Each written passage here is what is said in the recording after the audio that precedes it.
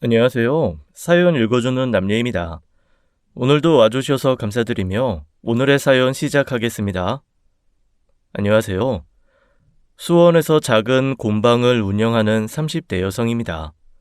저에게는 남들에게는 절대 말 못하는 끔찍한 가정사를 가지고 있어요. 남편에게 털어놓을 때도 헤어짐을 각오했을 정도로 수치스럽고 다시는 떠올리기도 힘든 일이죠. 날 때부터 문제가 있었는지 점집이나 철학관에 갈 때마다 늘 듣는 소리가 멀쩡히 살아있는 부모가 있는데도 부모 복이 없어 혈혈단신으로 살아야 하는 팔자라고 하더라고요. 재미로 들어갔다가 그 소리 듣고 나면 마음에 찬물을 끼얹은 듯 오랫동안 얼어붙어 있곤 했습니다. 그래서 지금은 아예 발길도 하지 않아요. 부모와 절연하면 다시는 그런 더러운 꼴을 보지 않아도 된다고 생각했는데 저는 부모 복이 없어도 너무 없었어요. 낳아준 부모 복이 없으면 시부모 복이 중간이라도 가면 좋잖아요. 그게 뭐가 그렇게 큰 욕심이라고 하늘은 제게 의지할 만한 어른 하나를 허락해 주지 않더군요. 20대 초반 갑작스럽게 부모와 연을 끊기로 결심하기 이전의 삶은 생각보다 평범했습니다. 회사원인 아빠, 전업주부 엄마, 그리고 2살 아래의 남동생의 평범한 가정이었어요. 오히려 아빠께서는 늘 제게 올바른 가르침을 주시려 노력하시고 엄마께서는 저희에게 부족한 것이 없는지 살펴주시려고 노력했죠. 성은아, 사람은 늘 정직해야 한다. 다른 건 몰라도 입에 거짓을 올리기 시작하면 그게 습관이 되는 거야. 그러니 늘 정직하게만 살아라. 그러면 반은 가는 거야. 별 걱정을 다 하네. 우리 성은이가 얼마나 정직하고 바르게 자라낸데. 학교에서 매번 선행상 타오는 거 보면 몰라? 알지. 아는데 아빠는 혹시 성훈이가 순간에 잘못된 판단을 할까봐 그게 걱정되는 거야. 아빠 마음 잘 알지? 걱정하지 마, 아빠. 난 거짓말 필요 없어. 솔직하게 말해서 혼날 건 혼나면 되는데 왜 거짓말을 해? 남을 속이는 짓은 나도 양심에 찔려서 하기 싫어. 그래, 우리 딸. 엄마는 우리 딸이 정말 잘 자란다고 생각해. 아, 맞다. 학교 준비물은 다 챙겼어? 엄마가 수수깡이랑 지점토는 사다 놨는데 더 챙겨야 할 거 없는지 딸이 다시 확인해봐. 예의, 정직, 사람 간의 신의처럼 인간이 인간답게 살기 위해서 지켜야 하는 보편적 가치를 중요하게 생각하는 부모님으로부터 올바른 가르침을 배우며 자란 거예요. 그래서 저는 그 가치를 중요하게 생각하고 또 실천하시는 부모님을 인간적으로 존경하며 자랐습니다. 사춘기가 오기 전까지는 학교에서 존경하는 사람을 물으면 늘 부모님을 1순위로 꼽을 정도였죠. 게다가 두 분은 주변에 알아주는 인고 부부셨어요. 주변 사람들도 어쩜 그 나이까지 금실이 그렇게 좋냐고 늘 부부가 함께 다니는 게 부럽다고 한마디씩 할 정도였죠. 아니, 성은네는 왜 그렇게 아직도 죽고 못 사는 것 같지? 성은 아빠가 성은 엄마한테 하는 거 보면 아주 부러워 죽겠어. 비결이 뭐야? 뭐 보약이라도 지어다 줘? 보약은 무슨, 그냥 따스운 밥 잘 챙겨 먹이면 되지. 누군 안 챙겨주나? 삼식이 삼시세끼 다 갖다 바치는데도 자기 마누라 보기를 어디 돌처럼 보는데. 그럼 자기도 영재 아빠랑 같이 취미생활이라도 해봐. 우리는 등산도 같이 하고 테니스도 하는데. 부모님은 취미 생활도 함께 즐기셨는데 대표적으로 등산이나 테니스 동호회였어요. 간혹 지인들이 등산 같은 거 불안하지 않냐? 안 좋은 소문이 많다더라는 우려가 있기는 했는데 두 분은 항상 같이 다니시니 염려할 필요가 없었죠. 저도 금실 좋고 늘 사이 좋은 모습만 보여주시는 부모님이 좋았습니다. 그 금실에 엄청난 비밀이 있는 줄은 꿈에도, 아니, 상상도 못하고 말이에요. 그렇게 20살이 될 때까지 부모님과 그 흔한 사춘기 갈등 하나 없이 잘 지냈죠. 그런데 20살이 되고 나서부터 거짓말처럼 불편한 문제가 생기는 거예요. 대학에 들어가고 나서 처음으로 남자친구를 사귀게 되었는데 그걸 부모님이 알게 되셨어요. 처음엔 우리 딸 다 컸다고 맛있는 거 사줄 테니 나중에 한번 데리고 오라는 말만 하시더라고요. 그런데 그 뒤로 자꾸 선을 넘는 이야기를 하시는 겁니다. 너 남자친구랑 어디까지 갔어? 어디까지 가다니? 그거 해봤냐고. 어? 엄마! 뭐 어때? 성인인데. 했어, 안 했어? 설마 키스도 안 한 건 아니지? 아, 몰라. 별걸 다 물어, 진짜. 이런 대화 엄마랑 하지 누구랑 하니? 그래야 우리 딸이 남자친구를 안전하고 건강하게 만나고 있는지 알지. 이런 대화를 누가 엄마랑 해? 내가 알아서 할 테니까 신경 쓰지 마. 엄마랑 이런 대화하는 거 불편해. 엄마? 엄마는 너랑 이런 얘기 하려고 언제 그나 했는데? 아, 글쎄 싫다니까. 엄마가 남자친구와 진도를 어떻게 뺐는지 그런 걸 묻는 거예요. 보통 친구들 사이에서도 하기 어려운 이야기를 어떻게 부모님한테 하나요? 처음엔 부모님이 괜히 걱정하실 것 같아 우려하는 일은 없다고 말씀드렸어요. 그런데 엄마는 오히려 그러면 안 된다고 저를 질책하는 겁니다. 아유, 그럼 그렇지. 성은이 너 순진에 빠져가지고 그러면 남자친구들이 안 좋아해. 괜히 남자친구 애태우지 말고 화끈하게 자빠져 봐. 엄마, 딸한테 그런 얘기하는 사람이 어딨어. 남들은 어린 나이에 임신할까봐 노심초사한다는데. 뭐 하지 말라고 한다고 해서 영영 안 할 것도 아닐 텐데 뭐. 암만 거짓말 안 하기로 약속했다고 해도 결국 그 거짓말은 다 하게 되더라. 엄마가 몰라? 너 나이 다 겪어본 사람인데 안전하게 피임하고 즐기면서 사는 게 중요한 거야. 너도 다양한 경험을 가져보는 게 좋지. 아, 됐어. 아, 진짜 내가 알아서 한다니까 왜 그래? 생각지도 못한 문제로 엄마와 얼굴을 붉히는 일까지 생긴 겁니다. 그런데 엄마는 불편하다는 제 말을 귓등으로 듣지도 않고 아빠가 있는 자리에서도 꺼리낌 없이 그런 이야기를 하는 거예요. 엄마랑 하는 이야기도 민망한데 아빠라니. 저는 너무 황당하고 놀라서 말문이 턱 막혔죠. 그런데 아빠는 한술 더 뜨는 거예요. 성은아, 아빠가 남자가 뭘 좋아하는지 알려줄까? 남자는 말이다. 여기를 이렇게. 아, 진짜 왜들 그래? 미친 것 같아, 진짜. 그건 제가 부모님께 한 최초의 반항이었어요. 평소에 저라면 절대 하지 않았을 말버릇이었죠. 불편하고 민망한 상황에서 벗어나기 위해 집을 뛰쳐나왔고 결국 엄마가 전화해 사과하고 나서야 들어가게 됐어요. 저는 부모님이 그렇게 개방된 분들이신지도 모르고 딸 앞에서 그렇게 주책 맞은 이야기를 할 줄도 몰랐어요.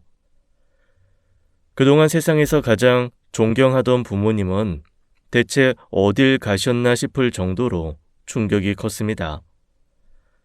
제가 그렇게 예민하게 받아들일 줄은 몰랐다. 엄마는 제가 크면 그런 이야기를 거리낌 없이 할 수 있는 모녀 사이를 꿈꿔와서 그랬던 거다. 다시는 너 불편하게 하지 않겠다고 해서 넘어간 거예요. 하지만 한번 그런 이야기를 시작하니 본인도 주체를 못하겠는지 급기야 고등학생인 남동생 앞에서까지 그런 이야기를 꺼내는 겁니다. 민우는 남자라 걱정이 크게 안 되는데 성은이 저건 저래가지고 나중에 결혼이나 할까 싶어. 여자가 딱 남자 마음을 후려잡을 수 있는 기술 하나는 가지고 있어야 하는데 우리랑 다르게 좀 막힌 구석이 있지. 덜 커서 그렇지. 나중에 결혼하면 뭐 다 할걸? 그러니까 그 결혼이 문제라는 거 아니야. 민우 너도 아빠한테 잘 배워놔. 여자친구 홍콩 보내주는 기술은 아빠가 따봉이야, 따봉. 아, 아, 아, 성은이 저것도 딱 나한테만 알려주라고만 하면 아주 내가 기깔나게 알려주는 건데. 제발 좀 그만하라고 했잖아. 온 가족이 모인 저녁 밥성에서의 일이었습니다.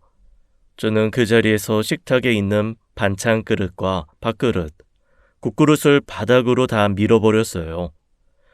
분위기는 순식간에 얼어붙었고 부모님께서도 눈이 튀어나오게 놀라 얼었지요. 하지만 아무리 그렇다고 한들 저만큼 놀랐을까요? 내가 그만하라고 했지. 대체 몇 번을 얘기해? 자식들 앞에서 창피하지도 않아? 그게 뭐가 그렇게 떳떳하고 당당하게 할 얘기라고. 때를 가리지를 못해. 뭐 대단한 거 가르쳐준다고 그딴 얘기를 계속하느냔 말이야. 아니, 엄마는 다 너 좋으라고. 그만. 한 번만 더 해봐. 집 나가서 안 들어와. 다신 엄마 아빠 안 봐. 그렇게 뒤집어 엎고 나서야 두 분은 저희 앞에서 말을 가려 하기 시작했어요. 그때부터였습니다. 세상에 둘도 없는 다정하고 화목한 가정이었던 저희 가족이 영원히 가뭄이 든 사막처럼 쩍쩍 갈라지게 된 계기가요. 금실이 너무 좋아도 문제라는 것을 그때 알았어요. 사실 중고등학교 때 종종 부모님 안방에서 나는 소리를 어렴풋이 듣고 민망해 한 적은 있습니다. 부모님 사이가 좋다는 증거고 부부 사이니 이상할 게 없다고 생각했었어요. 하지만 그런 이야기를 지속적으로 하는 걸 듣고 있자니 괜히 모든 게 짜증부터 나기 시작하더라고요. 그러던 어느 날이었습니다. 그 일이 있었던 때로부터 2달 정도 지났을 때일 거예요. 학교에 갔다 와서 방에서 음악을 듣고 있는데 함께 등산 갔다 온 부모님께서 전에 없이 다투면서 들어오신 거예요. 아이고, 나한테는 그렇게 안 해주더니만 그 여자한테는 아주 잘만 해주대. 아주 신이 났던데? 아, 이거 왜 이래? 사람이 정신없이 하다 보면 그럴 수도 있지. 그러는 당신은 뭐 다른 줄 알아? 당신도 마찬가지였어. 똑같은 취급하지 마.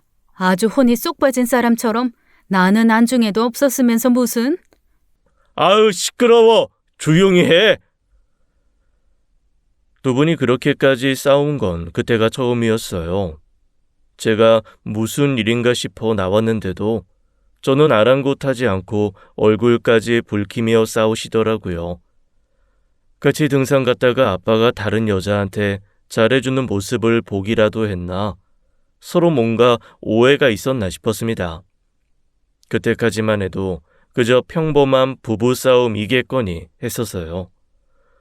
처음 있는 일이라 그 둘 사이에서 어떻게 해야 할지 갈피를 잡을 수 없었던 저는 그저 모른 척 할 수밖에 없었습니다. 그런데 그 뒤로 엄마가 아빠가 없는 자리에서 제게 아빠 욕을 하는 거예요. 평생에 제 앞에서 아빠 흉을 본 건 그때가 처음이라 너무 당혹스럽더라고요. 네 아빠가 얼마나 여우 같은 줄 아니? 아주 마음만 먹으면 세상 여자들 다 후릴 수 있을 거라고 생각하는 거 모르지? 너네 아빠 앞에서는 아주 세상 선비에 고상한 척은 다 하지만 실은 여자 여우 저리 가라더라. 왜 그래? 안 하던 아빠 용을 다 보고 아빠가 서운하게 했어? 서운하지 그럼. 나는 그렇게 한 번을 해달라고 해도 해주지 않던 걸 아주 생판 처음 본 여자한테는 잘만 해주더라. 아빠가 뭘 그렇게 해줬는데 그래? 아이, 그거. 아휴, 됐다. 너한테 얘기를 해서 뭐하니? 뭔데 그래? 내가 할 수 있는 거면 아빠한테 잘 얘기해볼게. 됐어. 신경 쓰지 마. 그 갈등은 생각보다 점점 더 깊어졌습니다. 식사 시간에 엄마는 밥상만 차려놓고 안방에 들어가 있기 일쑤였고 아빠가 안방에 들어가면 거실로 나와 버렸어요. 거기다 잘 때는 아빠가 안방에 들어오지도 못하게 문 밖으로 베개를 던져버렸고요. 결국 모른 채 하려던 저는 보다 못해 중재를 위해 나서게 된 거예요. 아빠, 대체 무슨 일인데 그래? 둘이 이렇게까지 싸운 적은 없잖아. 미안해. 엄마도 아빠도 서로한테 서운한 게 쌓여서 그런 거지. 서운한 게 쌓였으면 대화를 통해서 풀어보려고 해야지. 왜 아무것도 안 하고 서로 그렇게 냉전이야? 아빠 나랑 민호한테 그렇게 가르쳐주지 않았잖아. 남매 간에도 오해가 쌓인 것 같으면 회피하지 말고 일단 마주보고 대화부터 하라고. 그러면 미처 내가 배려하지 못한 부분을 볼 수도 있다고. 그렇게 가르쳐 놓고 아빠랑 엄마는 이러기야? 어른들 문제는 그렇게 간단한 게 아니니까. 아유, 미안해. 신경 쓰게 해서. 너희 앞에서 싸우는 모습 보여준 적은 없지만 아빠랑 엄마도 종종 다퉜어. 부부싸움은 물백이라는 말도 있잖아. 결국 화해할 거니까 걱정하지 마. 아빠가 그렇게 이야기해서 조만간 해결이 되겠거니 했었어요. 그런데 웬걸 그 싸움이 한 달이 넘게 지속되자 저도 점점 지치더라고요. 무슨 일인지는 이야기해주지도 않고 살 얼음판 위에서 기다리라고만 하니 얼마나 답답하고 신경이 쓰여요. 결국 제가 해서는 안 될 짓을 해버리고 만 겁니다. 지금은 그때 일을 몇 번이나 곱씹어 보곤 해요. 그날 제가 엄마의 휴대전화를 함부로 보지 않았더라면 지금 내 인생이 좀 달랐을까? 아무것도 모른 것처럼 지나갔더라면 계속 평범하게 살 수 있었을까 하고요. 저는 엄마 몰래 엄마 휴대전화를 열었고 카카오톡 메시지를 뒤지기 시작했습니다. 그러다가 딱 4명이 들어있는 단톡방을 발견하게 된 거예요. 거긴 엄마와 아빠, 그리고 꽃사슴과 물개라는 이름을 가진 사람이 함께 있는 방이었죠. 실마리라도 잡으려고 천천히 메시지를 올리던 저는 순간 손이 얼어붙은 듯 움직이지 않았습니다. 그 방에 주고받은 여러 사진과 동영상이 저를 꽁꽁 얼어붙게 만들었거든요. 어머, 정배 씨는 어쩜 그렇게 테크닉이 좋아? 우리 바깥 양반한테 한 수 알려줘. 무언하시면 기꺼이 알려드리죠. 됐어요. 영택 씨도 스킬이 보통이 아니던데요, 뭐. 저 그날 오랜만에 좋았어요. 그냥 봐서는 이해하기 힘든 메시지 아래로 상상도 할 수 없었던 영상과 사진들이 있었던 겁니다. 그러니까 그 4사람은 다 함께 모여 한 방에서 사랑을 나눈 것이었어요. 4사람이 뒤엉켜 있는 그 모든 과정을 영상과 사진으로 남기고 단톡방에 모여 돌려보면서 그 일에 대해 이러쿵저러쿵 떠들고 있었던 거죠. 도저히 부모님이 나누었다고 보기엔 힘든 음담패설까지. 그제야 엄마가 했던 말이 무슨 말인지 알겠더라고요. 그 여자한테는 해줬지만 엄마한테는 해주지 않았던 것이 뭔지 그 카톡방을 통해 알게 되었고요.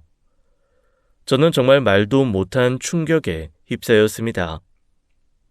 부모님이 서로 그런 메시지를 주고받았다고 해도 충격받을 상황인데 그 사이에 다른 부부 둘이 더 끼어 있다는 게 말이 되나요?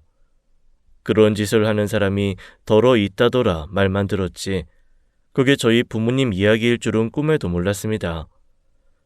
저는 한동안 그 충격에서 벗어날 수가 없었어요. 밥도 먹지 못했고 학교에 가서도 제대로 수업을 들을 수도 없었죠. 성은아, 야, 양성은, 너 왜 그래? 하루 종일. 무슨 일 있어? 어? 아니야. 그냥 좀 컨디션이 안 좋아서 그래. 아까 한 교수님이 너 계속 쳐다봤는데 몰랐지? 너 평소에 수업 태도 좋아서 그냥 넘어갔지. 한 교수님 성격에 너 하마터면 불려갈 뻔했어. 감기 기운이 있는 거야? 그런 것 같아. 근데 채영아, 너 혹시 부모님 말이야. 부모님? 부모님이 왜? 어, 아니야, 아무것도. 뭐야, 싱겁게.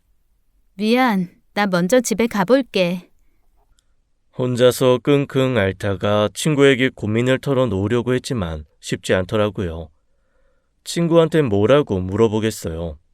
혹시 너희 부모님도 다른 파트너들이랑 같이 그런 짓을 하기도 하냐고 물어볼 수도 없잖아요. 그때 얼마나 충격이 컸던지 그날 저녁 집에 와서 온몸에 오한이 들고 몸살 기운에 밤새워 고생해야 했죠. 결국 저는 정면 돌파를 하기로 했습니다. 도저히 잊으려야 잊을 수가 없어서 두 사람의 해명이라도 듣고 싶었던 거예요.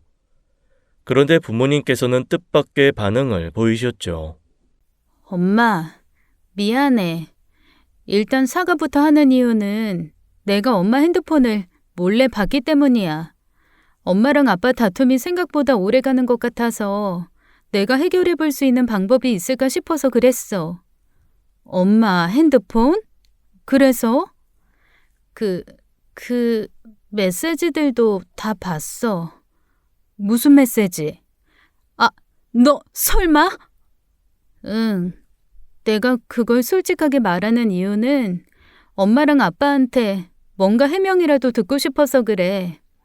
그게 해명을 듣는다고 해서 달라지는 문제일까 싶긴 하지만 대체 왜 그런 짓을 하는 건지 알고 싶어. 나는 엄마 아빠가 그런 짓을 했다는 걸 믿기 힘들어. 부모님께서는 제 말에 좀 당황해하는 것 같더니 아무렇지 않게 그러시더군요. 그냥 운동 같은 거야. 어른들이 하는 운동. 어?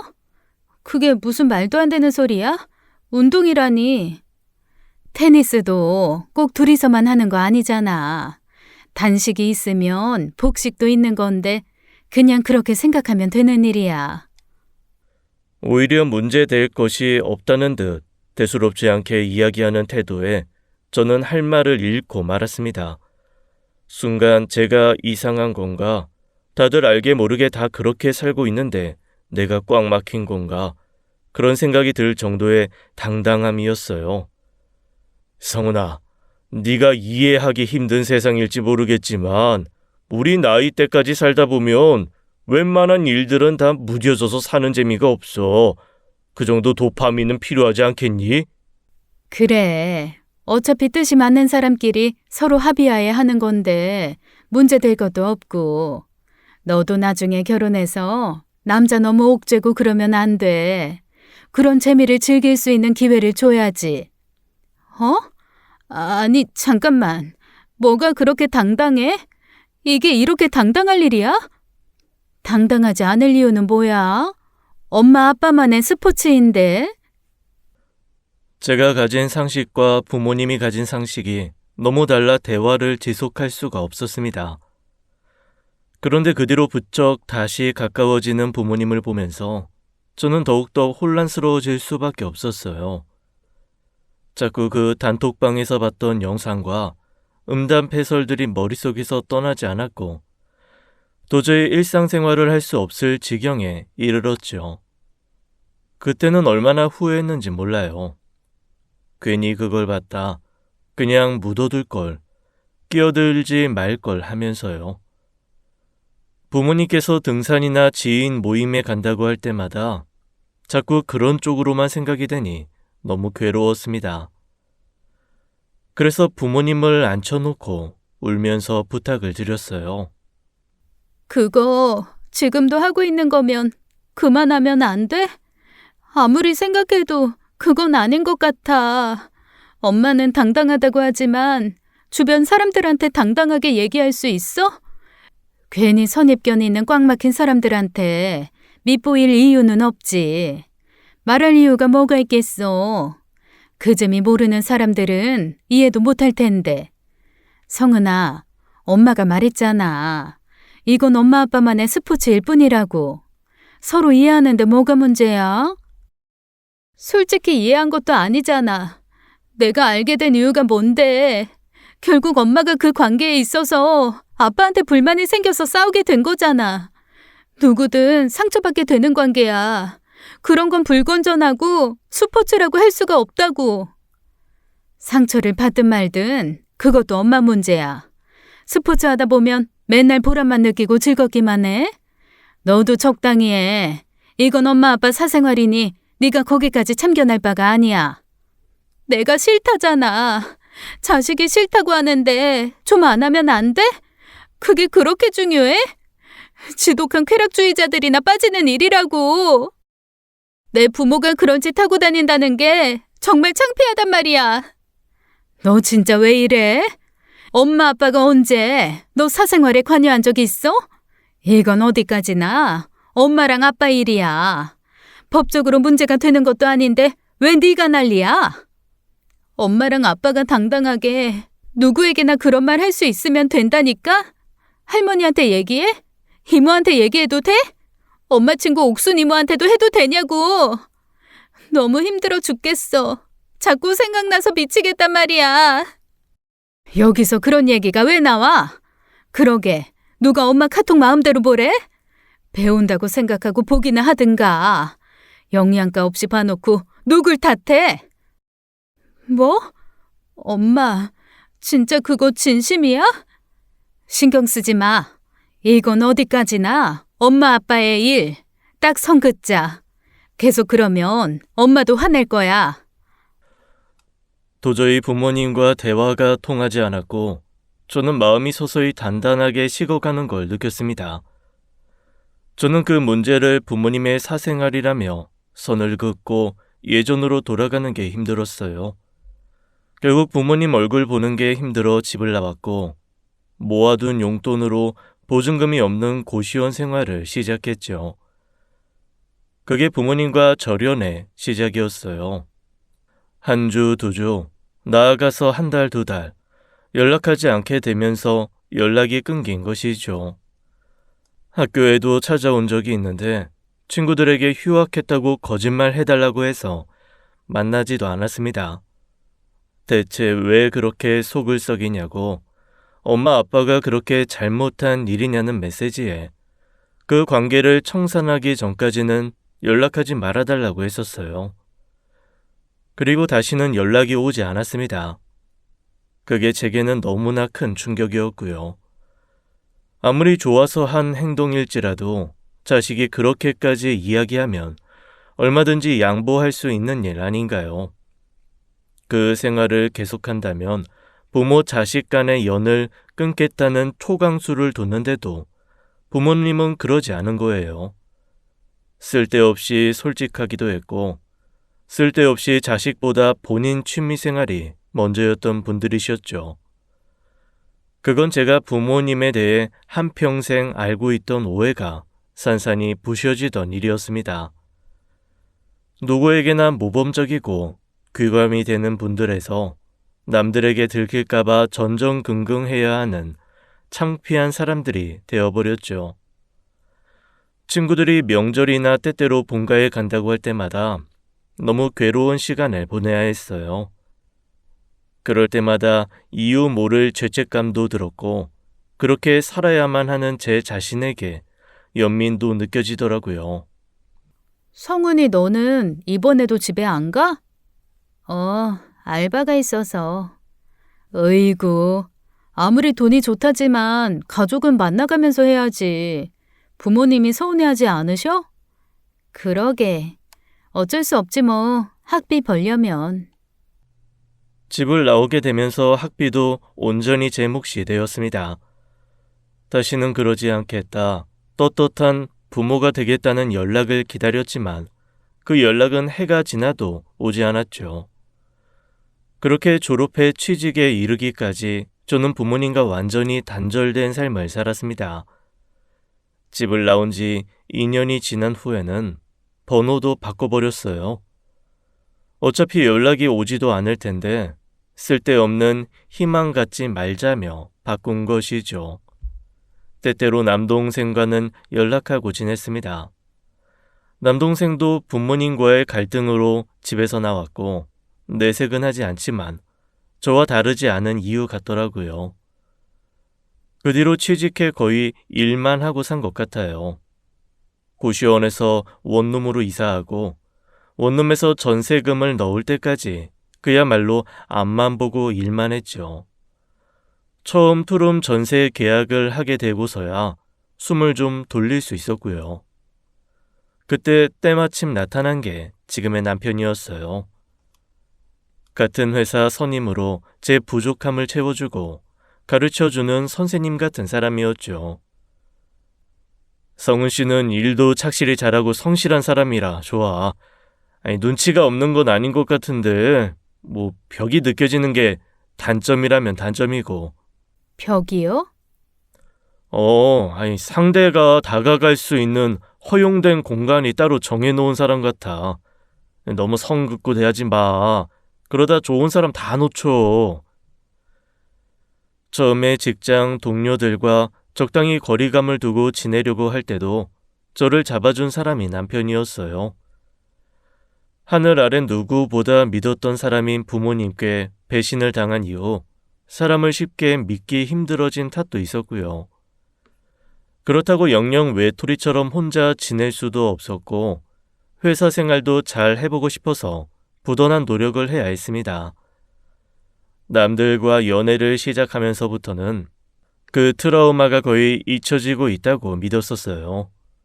정말 성실하고 좋은 사람이었고 함께 있으면 마음이 편해지고 숙면을 하게 하는 사람이었거든요.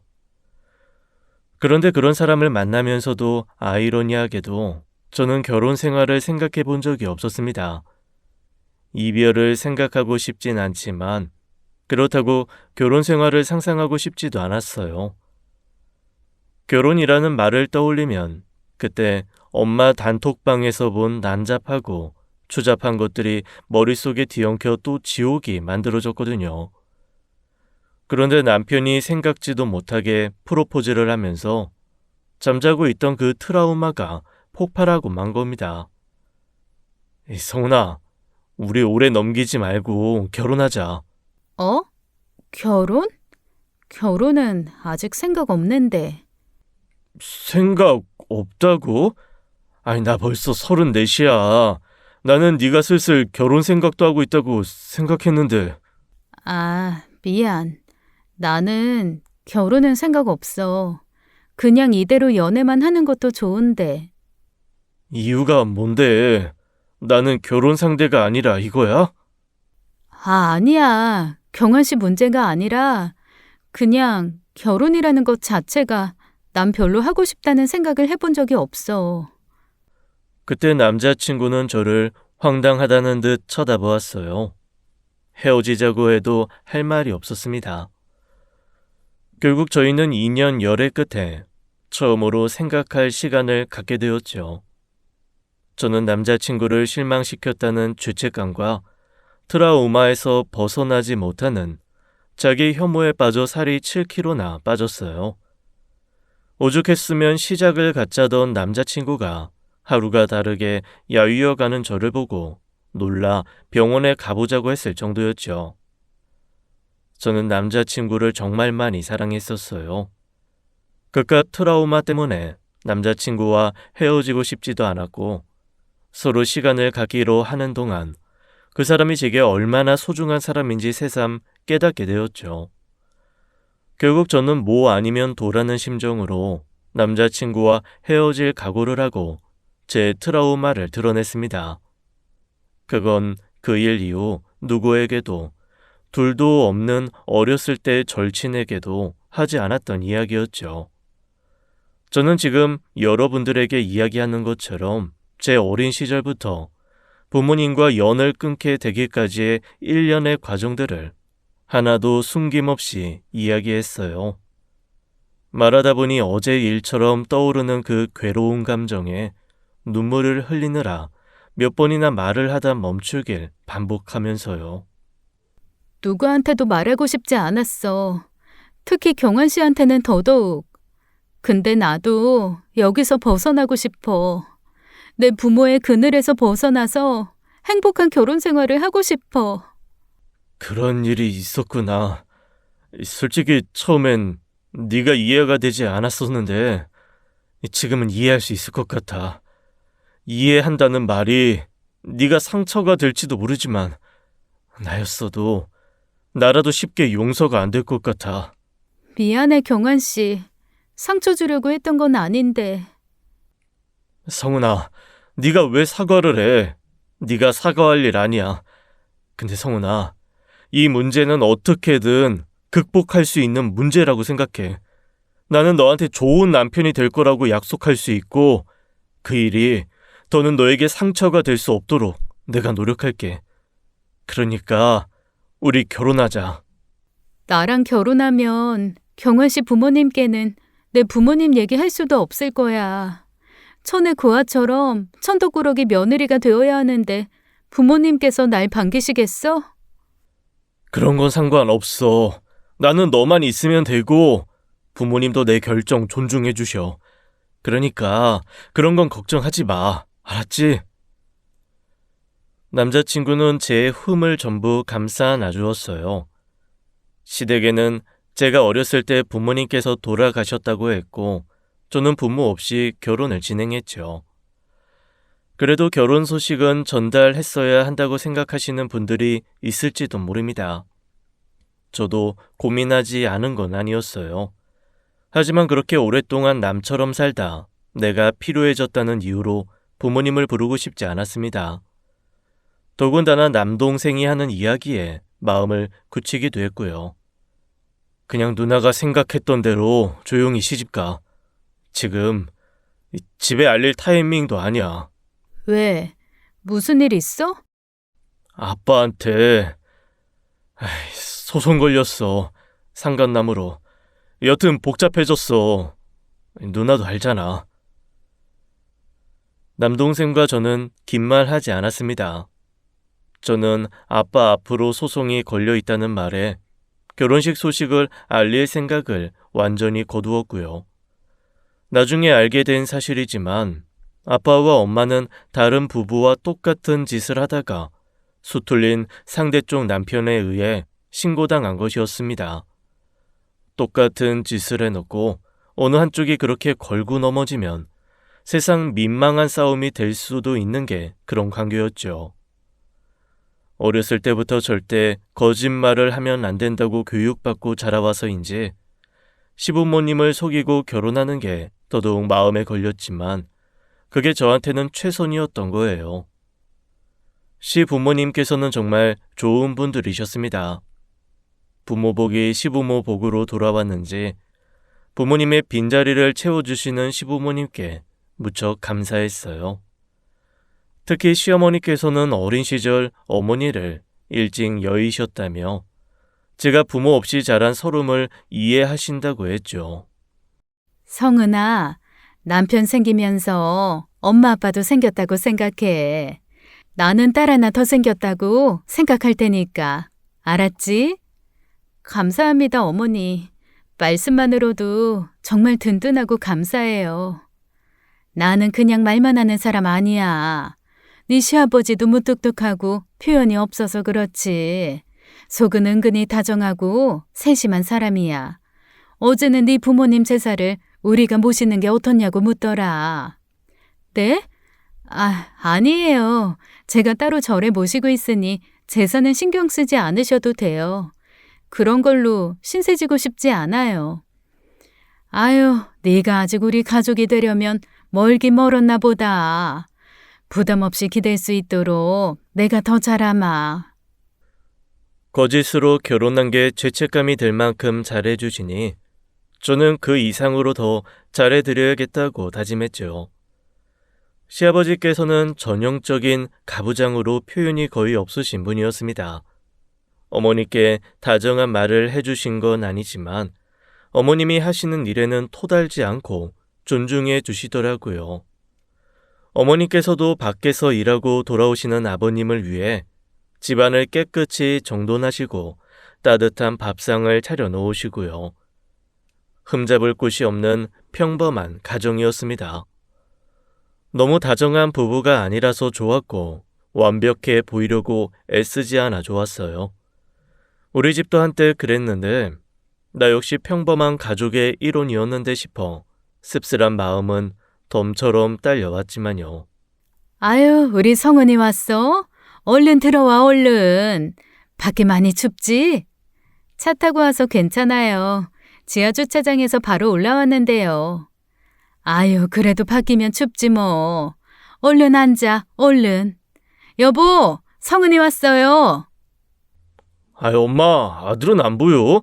아버지, 경환이도 왔어요. 어이구, 왜 안 하던 앙탈이야? 배고프지? 성은이 좋아하는 서대회 무침 해놨다. 지난번에 너 그거 제일 잘 먹었잖아. 정말요? 오늘은 경환 씨 생일로 모이는 자리인데 저 먹고 싶은 걸로 준비해 주신 거예요? 경환이야, 네가 알아서 맛있는 거 해줬을 텐데 뭐.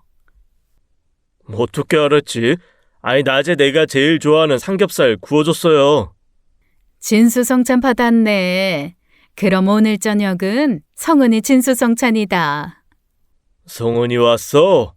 아유, 아버지, 나도 왔다니까 그러네. 성은아, 얼른 들어와라. 시부모님의 사랑을 듬뿍 받으면서 저는 부모님께 받았던 그 상처를 조금씩 치유해 나가고 있었습니다. 어머니께서는 마치 친정 어머님처럼 갈 때마다 제 입에 맞는 반찬을 가득 싸주셨어요. 게다가 제가 부엌에서 허용된 공간은 딱 식탁까지라 물 한 잔도 제 손으로 떠다 먹지 못하게 해주셨죠. 그래서 저도 시댁에 자주 드나들었었어요. 남편이 없어도 가서 밥도 먹고 오고 맛있는 게 있으면 사다가 드리고 그랬죠. 그리고 결혼한 지 반년쯤 지났을 때 예상치 못한 일이 생긴 겁니다. 그날은 남편과 함께 시댁에서 하룻밤 머물다 간 날이었어요. 저녁에 시아버지와 함께 맥주를 많이 마셔 그런지 자다가 요의를 느껴 잠에서 깼죠. 화장실에 가던 중 저는 안방에서 들리는 묘한 소리에 발걸음을 멈추고 말았습니다. 그건 시부모님이 밤을 보내시던 소리였어요. 그때부터 등 뒤로 식은땀이 흐르면서 오래전 부모님 일이 떠오른 겁니다.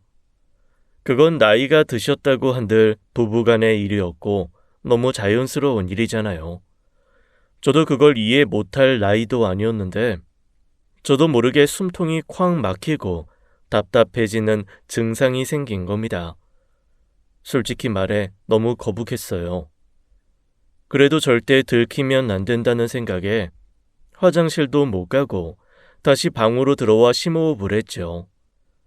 나중에 병원에 가서야 그게 심리적 압박에 의한 과호흡이라는 걸 알게 된 거예요. 그 일은 제게 또 다른 충격을 주었습니다.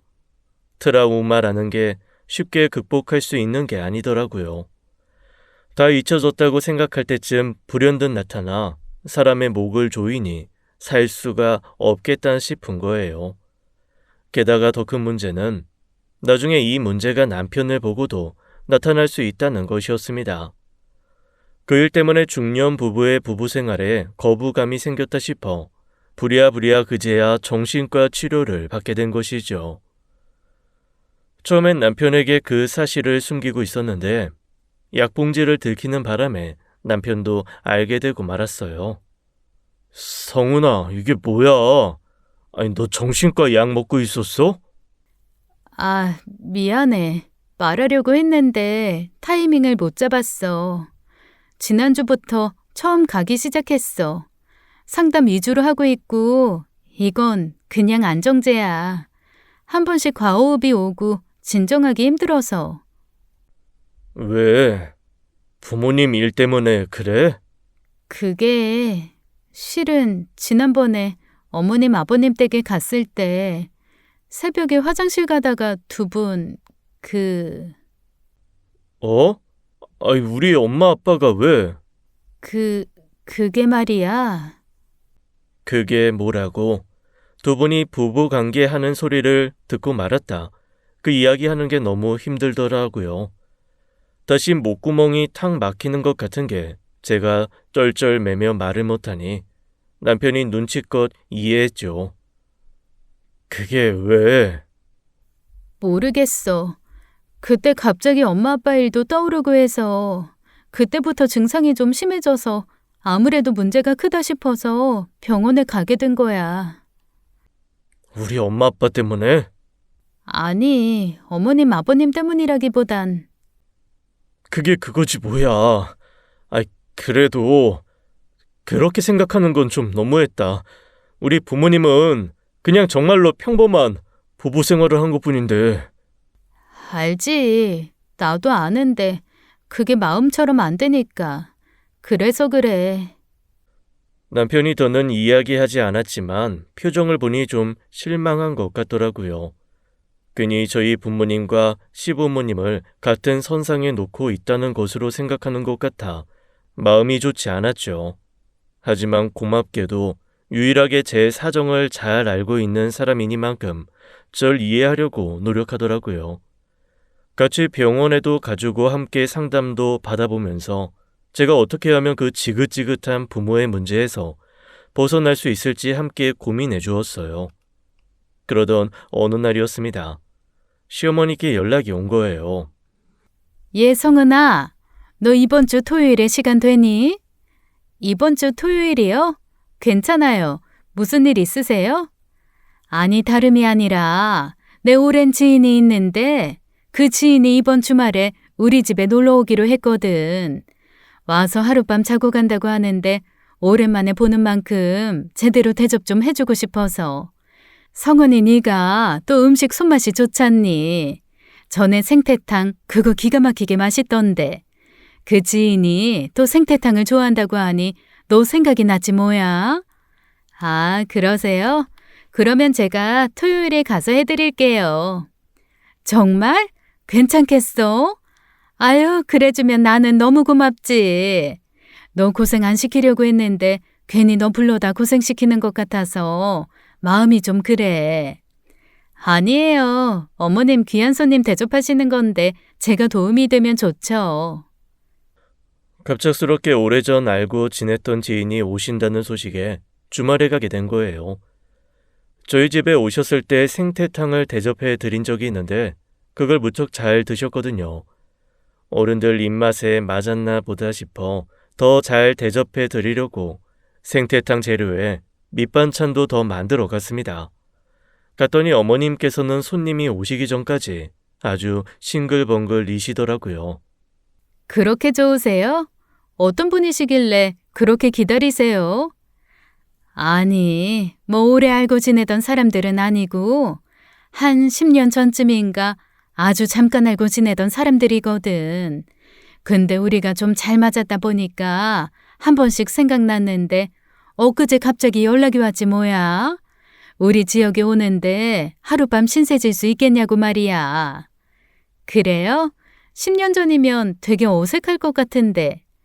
어색하고 말 것도 없어. 은근히 볼 거 안 볼 거 다 본 사이라.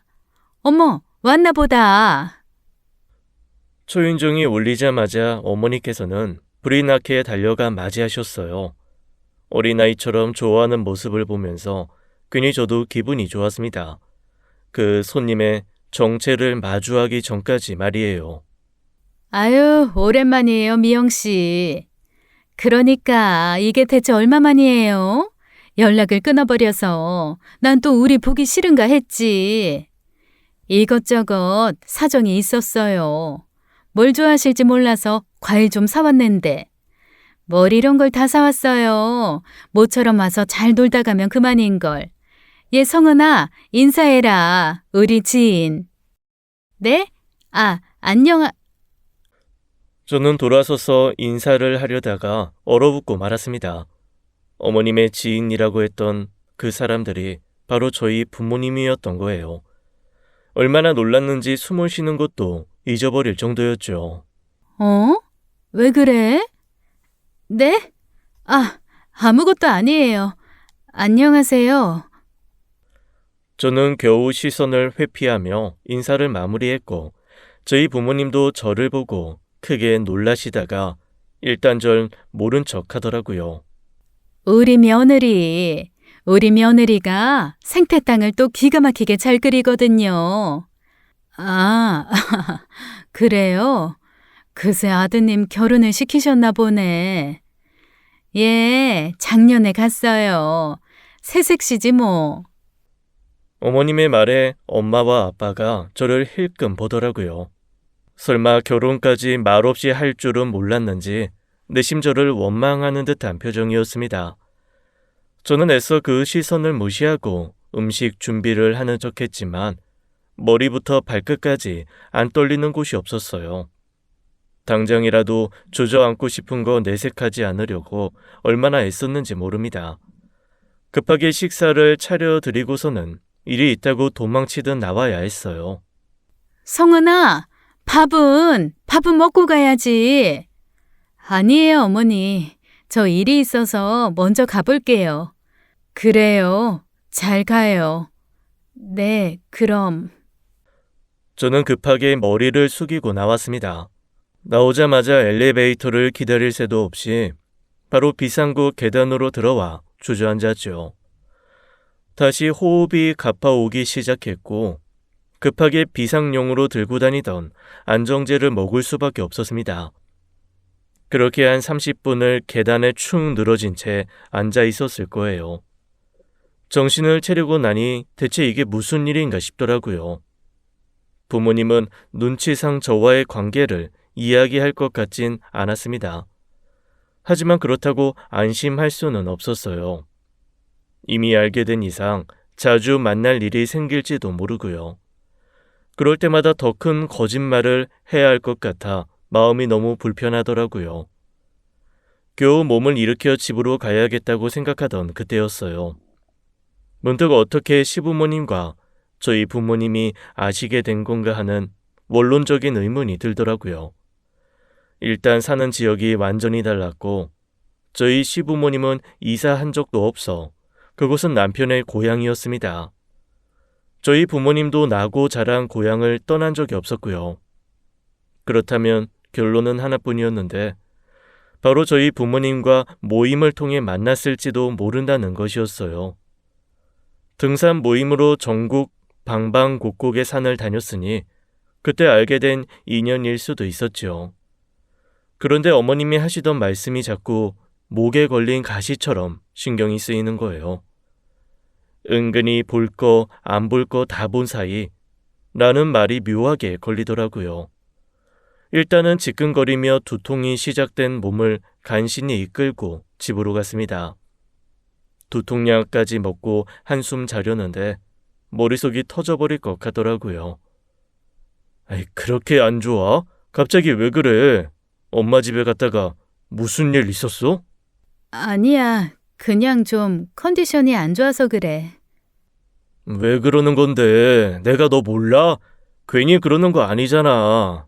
나 그냥 좀 잘게. 좀 쉬게 해줘. 머리가 너무 아파서 그래. 알았어. 그러면 괜찮아지면 말해줘. 걱정하는 남편도 뒤로 한 채 잠들지 않은 눈을 억지로 감고 누웠습니다. 하지만 밤새도록 한숨도 제대로 자지 못했어요. 결국 아침을 먹으면 남편에게 시댁에 함께 가자고 이야기했죠. 남편도 시댁 문제라고 예상을 한 건지 순순히 더 묻지 않고 가자더라고요. 점심시간쯤 시댁에 방문했습니다. 남편이 비밀번호를 치고 들어가 문을 열었어요.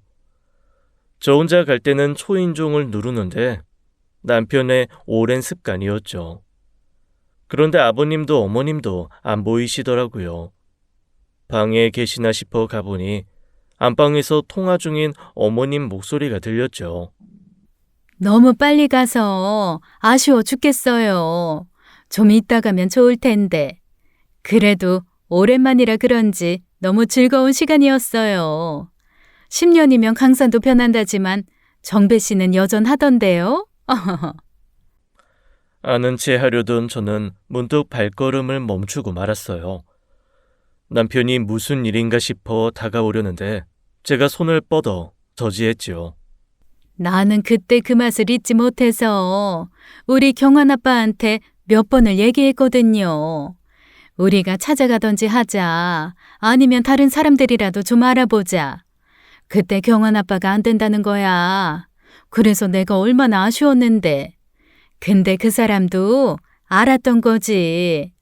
화란 씨랑 잘 맞았나 봐요. 요즘 들어 뭘 하든 시큰둥하니 재미가 없어서 무료하던 차였는데 오랜만에 남의 남자랑 해보니 아주 스릴 넘치고 너무 좋았어요. 다음에 또 와요. 심장이 쿵쿵쿵 뛰다가 뇌로 들어간 것 같았습니다. 머릿속에서 심장 소리가 너무 크게 울리더라고요. 대체 지금 제가 들은 이야기가 뭔지, 내가 생각하는 일은 아니길 얼마나 마음을 졸였겠어요. 때마침 통화를 끝낸 어머님께서 나오셨고 앞에 서 있던 저를 보고 화들짝 놀라시더라고요. 깜짝이야. 너네들 언제 온 거야? 어머니, 방금 누구랑 통화하신 거예요? 어제 온 그 손님이랑 했어. 왜?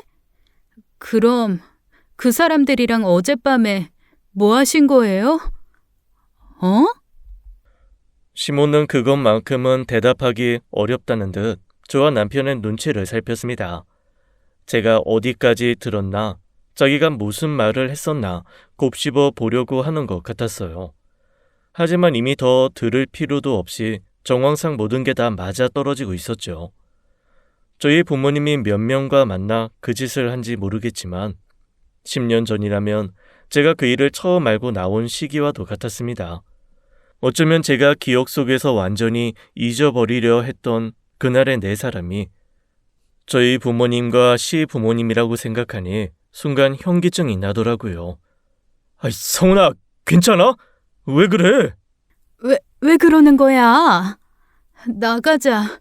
나 좀 나가게 해줘. 일단 눕혀라. 눕혀서 이거 놓으세요. 저는 시어머니 손을 세차게 뿌리쳐버렸습니다. 그리고 시어머니를 바라보는 그 시선에 경멸과 환멸을 모두 담았죠. 그건 거의 본능과도 같은 것이었어요. 나중에 확실히 알았지만 그 전날 그 네 사람은 다시 10년 전과 같은 짓을 했던 겁니다. 시부모님도 시부모님이지만 부모님은 제가 그 분들의 며느리로 살고 있다는 걸 알면서도 두 분은 아랑곳하지도 않고 10년 전과 같은 쾌락을 쫓았던 거예요. 인간적으로 도저히 견디기 힘든 상황이었죠. 어머, 성은아, 왜 그러는 거야? 제가 어머니 비밀 하나 알게 됐으니 저도 하나 알려드릴게요. 저 부모님 안 돌아가셨어요. 뭐? 아니, 그럼 부모님이 살아계신단 말이야? 네, 아주 멀쩡하고 건강하게 살아계세요. 제가 버리고 나온 거예요. 부모답지 않은 사람들이라고 생각해서 그냥 버리고 나온 거라고요. 근데요, 저 어머님, 아버님도 버려야 할 것 같아요. 성은아, 왜 그래? 경환 씨, 어머님, 아버님이 그분들이셨어. 10년 전에 우리 엄마 아빠랑 그 짓거리 한 그분들이 당신 엄마 아빠였다고. 뭐? 그게 무슨 말도 안 되는 소리야. 우리 엄마 아빠라니. 우리 엄마 아빠는 절대. 절대라는 건 없어. 지금 이 순간에도 날 더 슬프게 하는 게 그거야. 어머님, 아버님만큼은 우리 부모님이랑 다르다. 너무 좋으신 분들이고 평생 내가 부모로 모시고 싶은 분들이다. 그랬는데 결국 내 부모랑 똑같아. 어제 뭐 한 줄 알아? 어제 우리 부모님이랑 어머님, 아버님이 또 그랬대, 또. 이게 무슨 소리야? 경환아, 성은이가 대체 뭐라고 하는 거니? 엄마, 그게 사실이야? 어제 성은이 부모님이랑 넷이서 그렇고 그런 짓 한 거. 아니, 이야기를 알아듣게 해. 어제 우리가 놀았던 그 사람들이 성은이 부모님이었단 말이야? 어머머, 세상에 어쩜 이런 일이. 그게 중요한 게 아니야. 똑바로 대답해. 넷이서 진짜 한 거야? 그런 걸 대놓고 물어봐? 그래, 했다 했어. 이상하게 생각하지 마라.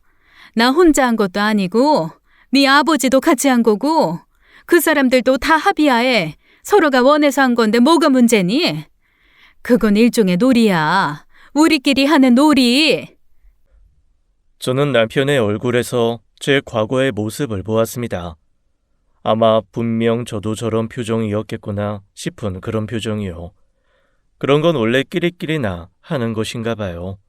어떻게 토시 하나 안 틀리고 누구한테는 스포츠고 누구한테는 놀이가 되는 일이 될 수가 있는지요. 어머님이 변명하시는 이야기를 듣자니 10년 전 그 일이 떠올라 또 과호흡이 오더라고요. 숨을 헐떡거리자 남편이 급하게 주방에서 빈 봉지를 가져다 챙겨주었습니다. 진정이 되기가 무섭게 집이 떠나가라 오열했어요. 그냥 제 팔자가 너무하다 싶고 제 남편이 안쓰럽다 싶었거든요. 세상에 우리 같은 이유로 부모와 절연을 하는 사람이 얼마나 될까요? 있긴 있을 겁니다. 일방적이지 않은 상식을 가진 사람들은 많으니까요. 그래도 저희 부모님과 달랐던 건 시부모님께서는 미안하다 사과를 하셨다는 거예요. 그것도 10년 전 그리고 그때 딱 2번만 했던 거라면서요. 자식도 버리고 쾌락을 쫓으며 사는 저희 부모와는 차이가 있다면 있는 것이었죠. 하지만 남편은 용서하지 않았습니다. 남편이 어떤 기분인지 저도 너무나 잘 알고 있었어요. 연락하지 마. 엄마 아빠 목소리도 얼굴도 보기 싫으니까. 경환아, 엄마가 잘못했어. 그냥 합의하에 하는 거면 상관없다고들 하니까 내가 생각이 짧았어. 그게 어떻게 상관이 없는 일이야. 엄마 나중에 지연이 시집 가면 사돈한테도 이야기할 수 있어? 그런 취미가 있었다. 같이 해볼 테냐? 할 수 있어? 그건 힘들지. 엄마도 아빠도 알면서 했던 거야. 아무도 모르게 뒤에서 그런 짓을 하는 스릴을 즐긴 거라고. 실망스러워. 내가 성훈이한테서 성훈이 부모님 이야기 들을 때마다 얼마나 경멸스러웠는지 알아? 근데 그게 내 부모라니 난 도저히 용납이 못해. 아휴, 경환아, 그러지 마. 한 번만 용서해줘. 경환아! 남편은 그 뒤로 연락을 완전히 끊어버렸고 지금 반년이 넘게 연락하지 않고 있어요. 저도 마찬가지고요. 어쩌다 보니 남편과 저는 동변상련의 처지가 되어 누구에게도 이해받지 못할 순간에 서로에게 위로가 되어 주었죠. 저도 남편도 결단력이 있어 다행이었어요. 부모의 잘못된 사상으로 졸지의 자식들만 피해를 본 것이죠. 시부모님은 진정으로 사과도 하려고 하고 반성도 하고 있으니 나중에 어떻게 될지는 모르겠습니다. 하지만 솔직히 다시 예전처럼 돌아가기는 힘들 것 같아요. 자꾸 그때의 사진과 영상이 잔상처럼 제 머릿속에서 떠나지 않거든요. 소원이 있다면 그때의 기억을 깔끔하게 도려내고 사는 것뿐입니다. 언젠간 그런 날이 올 거라고 막연한 기대라도 품고 살려고요. 지금까지 사연 읽어주는 남녀였습니다. 끝까지 함께 해주신 여러분 감사드리며 저희는 다음 사연으로 돌아올게요. 감사합니다.